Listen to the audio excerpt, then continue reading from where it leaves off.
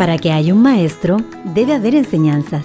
Y cuando éstas son aceptadas, asimiladas y abrazadas por quien ha decidido seguirlo, entonces surge un discípulo. A continuación escuchas Discipulado Orgánico, junto al pastor Joel Barrios. Hola, es un gusto encontrarme de vuelta contigo. El título de la meditación de hoy es Busquemos el poder real. También creyó Simón mismo, y habiéndose bautizado estaba siempre con Felipe, y viendo las grandes señales y milagros que hacían, estaba atónito. Hechos 8:13. Simón el Mago fue uno de los frutos de la campaña evangélica que había realizado Felipe el Evangelista en Samaria. El libro de Hechos nos dice que la predicación de Felipe fue tan poderosa que hasta el mismo Simón creyó y fue bautizado. Simón decidió entonces andar continuamente con Felipe. Comenzó su peregrinaje muy bien. Sin embargo, en algún momento de su experiencia se desenfocó. Si bien el relato nos dice claramente que Felipe predicaba a Cristo, haciendo señales que confirmaban su predicación, había discípulos como Simón que comenzaron a enfocarse en las señales que Felipe hacía antes que en aquel a quien Felipe señalaba. Simón llegó a desear poseer más la influencia que generaba el hecho de ser usado por Dios que la experiencia de tener comunión con Dios mismo. Este es un gran peligro que corremos todos los creyentes. Dios aceptó a Simón con todas sus limitaciones. Sin embargo, tenía un plan de transformación para él que se realizaría si él lo aceptaba. Una vez que alguien entra en el camino de Dios, debe pasar por un proceso de crecimiento, y ese proceso muchas veces es lento y doloroso. Todo aquel que pretenda ser líder en el movimiento de Jesucristo no puede resistirse a esto. Simón aparentemente había comenzado bien. Sin embargo, en algún momento se desesperó y decidió avanzar más rápido en el camino hacia el liderazgo verdadero, tomando un atajo que evidenció su falta de disposición. Pero, ¿por qué se desesperó? Por lo que leemos en el pasaje que describe su experiencia, podemos deducir que hubo dos elementos determinantes para que Simón se apartara del camino. El primero, ambición por el poder mundanal, y el segundo, amargura de espíritu. Hechos 8:23. Cuando un discípulo experimenta estos sentimientos, corre el riesgo de desenfocarse y nunca llegar a ser un verdadero líder. Tanto la ambición como la amargura hacen que una persona, con tal de adquirir poder, use los caminos equivocados.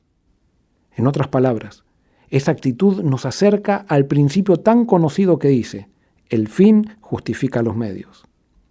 Pero, ¿por qué una persona que tiene ambiciones mundanales quisiera usar la religión para concretar sus fines? La historia nos muestra que la religión ha sido la herramienta social más poderosa para masificar gente. ¿Quiere decir que la religión es algo malo? Depende desde qué ángulo se la analice. Cuando la religión no está basada en los principios que Dios manifestó a través de la vida y enseñanzas de Jesús, se transforma en el engaño más sutil y peligroso que la sociedad pueda enfrentar.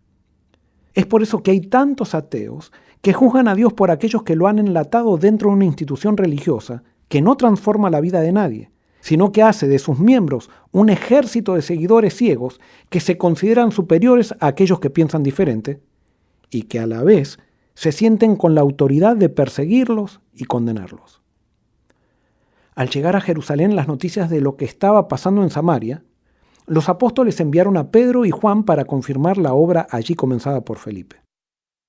Es así que Simón se encuentra nada más ni nada menos con dos personas que habían caminado con Jesús mismo y que no solamente hacían señales, sino que por medio de la imposición de manos compartían el poder que a ellos los llenaba.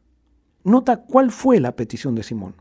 Dadme también a mí ese poder, para que cualquiera a quien yo impusiere las manos reciba el Espíritu Santo. Hechos 8:19.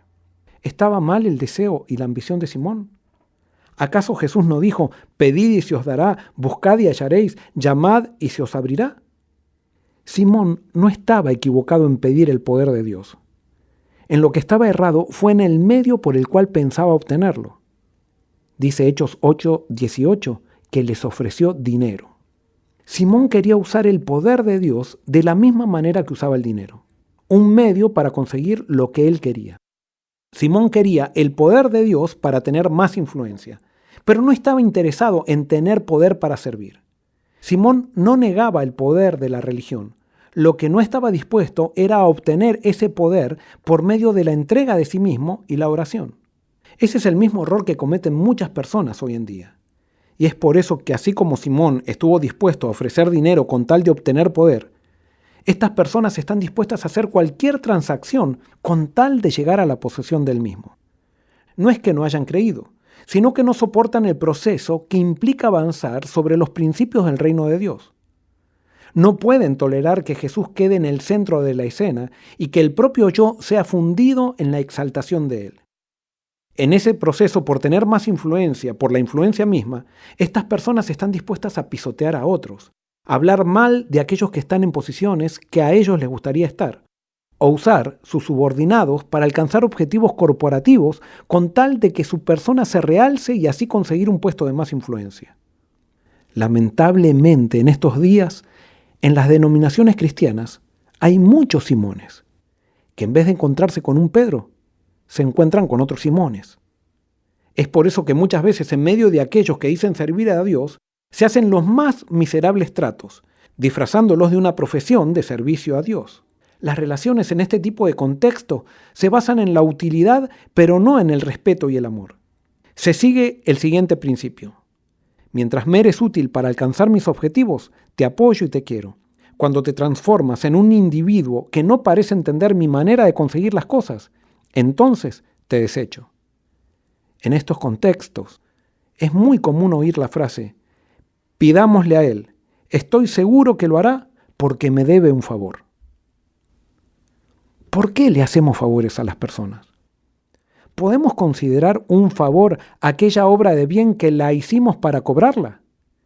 Esa es la diplomacia mundana que muchas veces se la usa en medios eclesiásticos y que de alguna manera u otra es la simonía que lleva a hacer intercambios de favores por poder. Pedro entendía que el poder del reino de Cristo no está basado en dinero o en logros competitivos.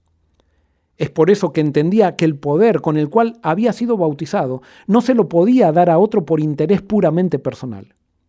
Cuando Pedro tajantemente amonestó a Simón y le dice, tu dinero perezca contigo, porque has pensado que el don de Dios se obtiene con dinero, estaba simplemente diciéndole que no era una cuestión de falta de deseo su negativa, sino una cuestión de imposibilidad.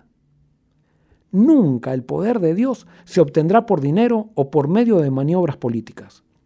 Lo que se obtiene por ese medio es poder mundanal, pero no es el poder espiritual.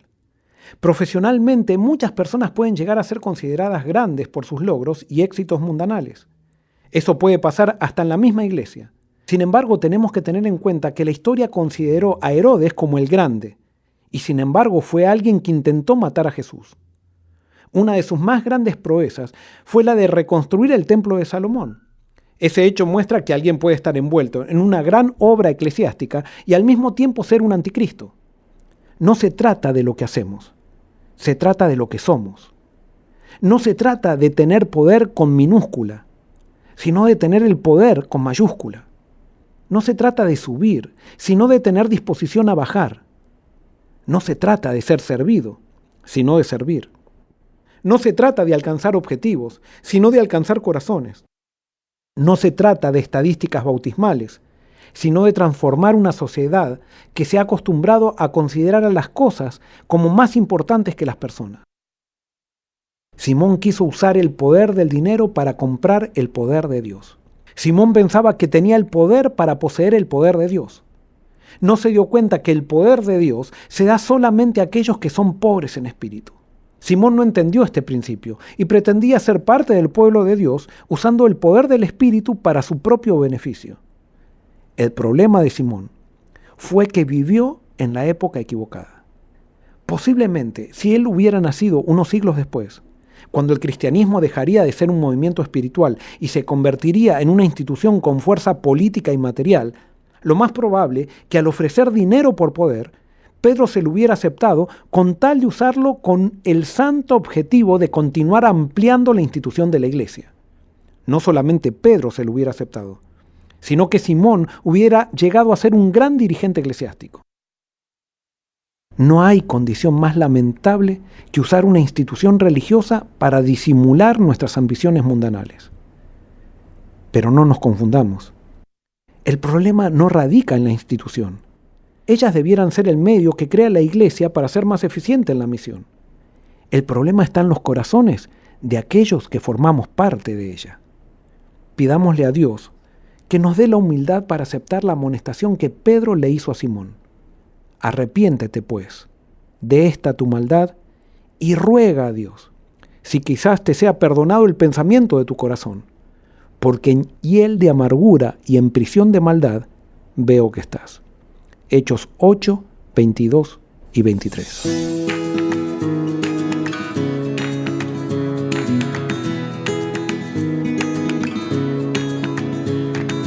Discipulado orgánico.